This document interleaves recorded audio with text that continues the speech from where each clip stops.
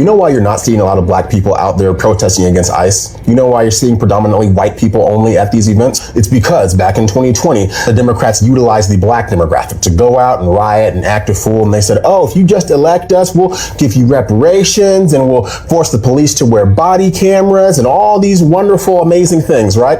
So black people showed up like we are known to do, and we voted up and down for one side of the aisle. What do you guys just thought about this one, guys? Is it because of what took place in 2020? Or is it because we have some sense and we realize that, hey, these people are just out there trying to do their job. Let's get the hell out of their way. What are you guys' thoughts? Let's keep listening. And what do we get for it? Nothing as usual, because many of us never learn. But now, here in 2026, we're seeing individuals who were slavishly devoted to the Democrat Party. Now they're seeing the Democrats over their entire 4 years in office under Joe Biden. They went out of their way to ingratiate themselves to illegal immigrants. And they sometimes prioritized illegal immigrants, even in black communities, ahead of black American citizens. And black people are sitting there saying, wait, you said you were going to give us reparations, you're going to give us X, Y, and Z, and we got nothing for it. So the silver lining is a lot of people are waking up and realizing the Democrats are only courting their next prospective voting bloc. They want to exploit illegal immigrants for an entire generation, much like they've exploited the black community for the previous several generations.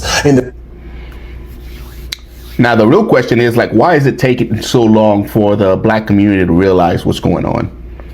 Right? Why is it taking them so long to realize that, hey, they're just pawns, right? They're just being used for to do the dirty work of the party, and then once they're done, they're thrown away, and then they move to the next shiny object. Let's keep listening. They're daring you to call them out on that and see it for what it is. So if you're wondering why you only see predominantly white liberals out here acting a fool, rioting and protesting against ICE, it's because ICE is threatening their ability to cater to that next demographic that they desperately want to lock in for an entire generation. And that's just the God's on it.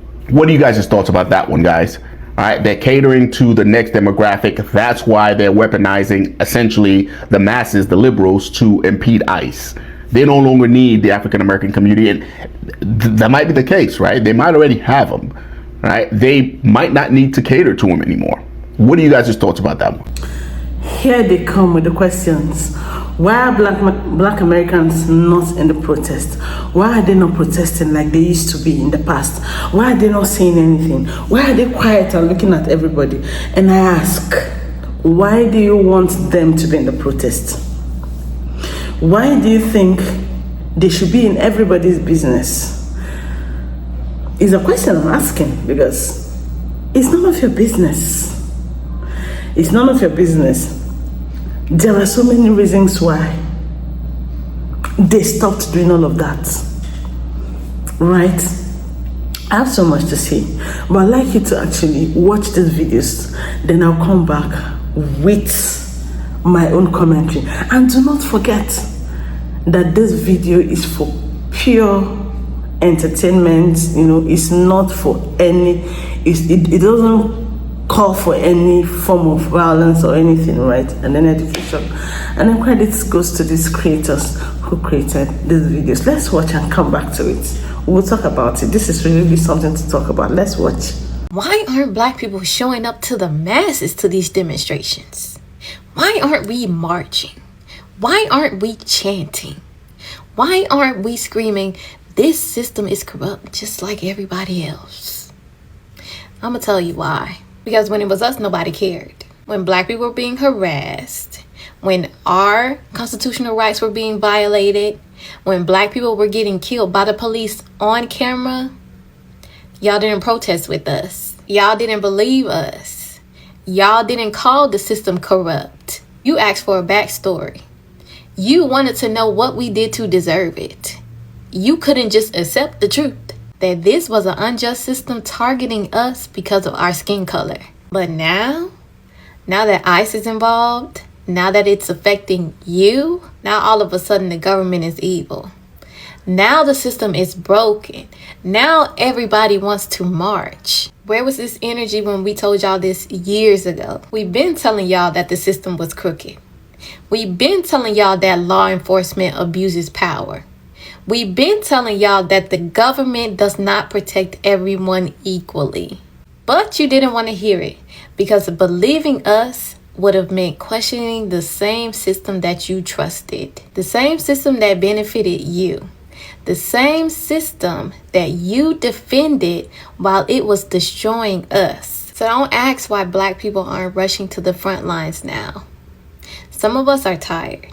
Some of us know how this story ends. Same people you're calling corrupt today are the same people we warned you about. But y'all didn't believe us then, so don't be shocked when we're not shocked now. That Haitian woman that went on that Black American podcast, surrounded by Black Americans, and then completely unprovoked started calling them dirty Black Americans, is why there's being such a push for delineation, especially in the last few years. And you know, for me, I don't really do like the diaspora wars. I don't. But I've always had the understanding that not all skin folk is kinfolk. And I've always had the mindset, you know, I root for everyone that is Black that would also root for everyone Black. So if you're not rooting for me because I'm Black American, you know, I ain't gotta root for you. But I always want Black people to be on top. And it's so weird because as she was sitting there, she was dressed as a typical Black American. She wasn't dressed in what they wear in Haiti. She wasn't dressed by whatever a Haitian or traditional Haitian would wear. And I think that's really interesting that you come to America, you dress like us, you look like us, you walk like us, you even have an accent like us, but you can't stand us. Mind you, she has a business in the Bronx doing brows. But why wouldn't you do that in Haiti? We're so dirty. We're so this. And it's a weird, because in the diaspora, there's this weird idea, you know, or this weird, not even idea, this misunderstanding that Black Americans don't know where they're from, or they have no, you know, culture. And it's weird because they consume it. America's biggest export is Black culture, but it's through the lens of white Hollywood. And for me, you know, I watch a lot of K-dramas, I watch a lot of C-dramas. I would never, ever watch, you know, K-dramas, C-dramas, and then go to Korea, and then go to China, and then say, you know what, let me speak on y'all's politics, let me speak on your culture. I would never do that. And yet within the diaspora, that's what constantly happens.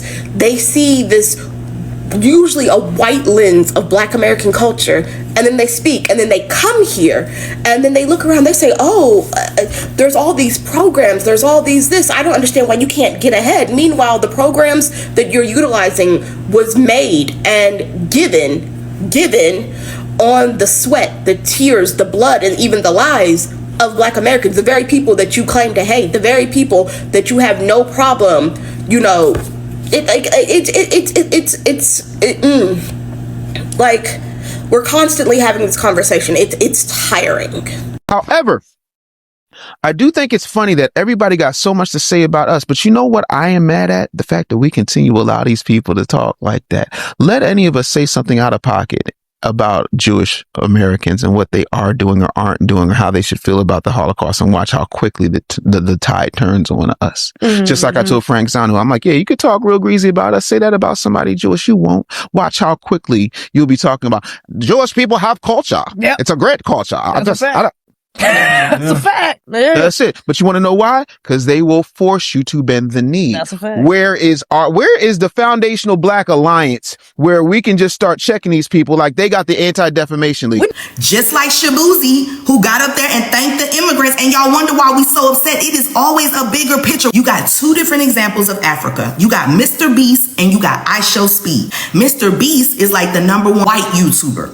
IShowSpeed is the #1 Black YouTuber. Mr. Beast goes over to Africa. He builds 100 water wells. So poor in Africa, they need wells dug. They don't even have running water. IShowSpeed go over there, and it's a metropolitan. It's a whole city. Gorgeous, beautiful. Two totally different perspectives on what is being shown to us. So imagine if that's what's being shown to us, what is being shown to them about Black Americans? And so when they come over here, they have such disdain and disgust for us, because they have been fed so much propaganda in Africa, right? By our news media, by people around the world who have a disdain for Black people. Another example, Africa 154, his name is Akbar, I believe. He said, African Americans have been hardworking, but I don't know. What about the appreciation of the hard work for the immigrants who came to this country? What about them and their contributions? Just like Shabuzi, who got up there and thanked the immigrants, and y'all wonder why we so upset. It is always a bigger picture. All of them are immigrants. So just say that. But to say immigrants built the United States of America is false. What immigrants did do, though, was come over here after it was built and took advantage of the Civil Rights Program, and now they're able to get loans, and they're able to get homes, and they're able to get, businesses, and they're able to pull themselves up by their bootstrap based on policies that were put in place by Black Americans for Black Americans that Black Americans cannot take advantage of. I found out his wife was white. And that puts so much in perspective for me. It's like when you find out like your coworker drive a Prius. You be like, oh, you know what? That makes so much sense. Because it's like you're in an echo chamber. You're not at home getting the points that you need to get. You're bringing it home. Immigrants did not build the United States of America. But that's like me going to Africa and be like, y'all ain't got no cornbread? Y'all ain't got no mac and cheese? Because back in the United States. And every time Black Americans travel the world, we are trying to be so respectful.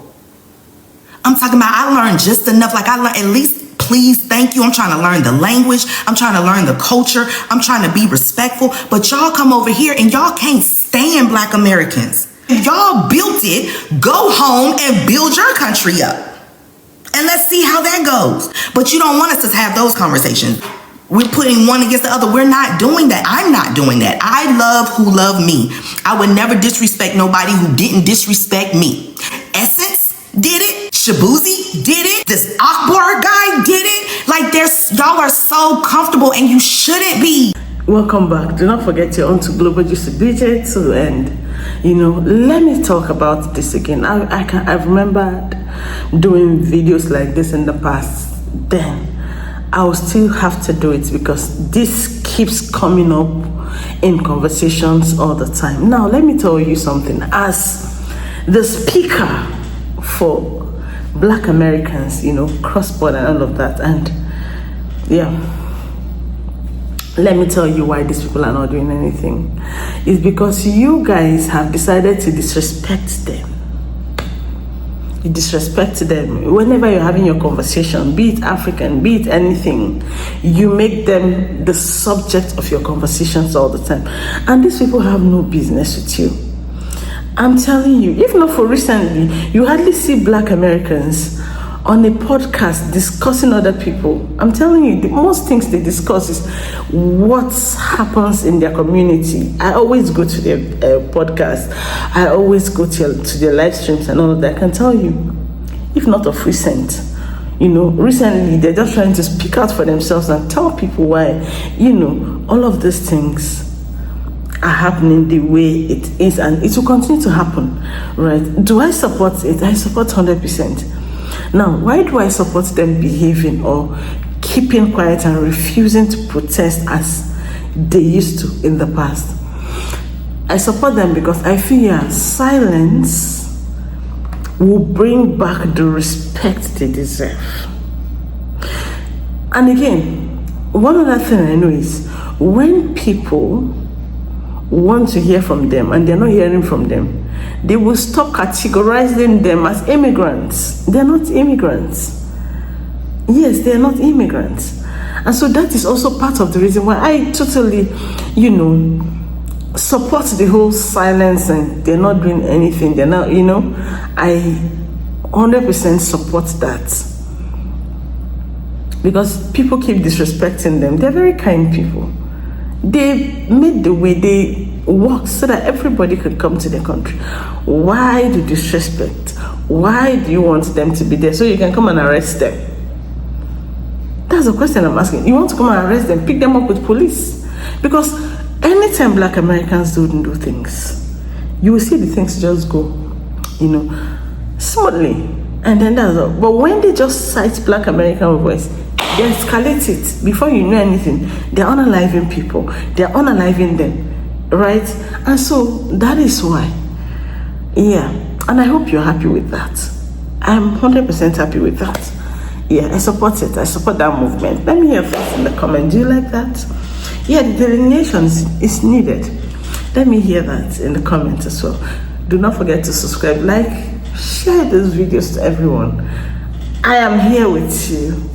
I am returning back fully very soon and we will do a whole lot. Do not forget, I am preparing something for you. Yeah, please Stick with me and do not leave. I love you all so much. My name is BJ on Global District BJ12. See you next time. Bye, guys.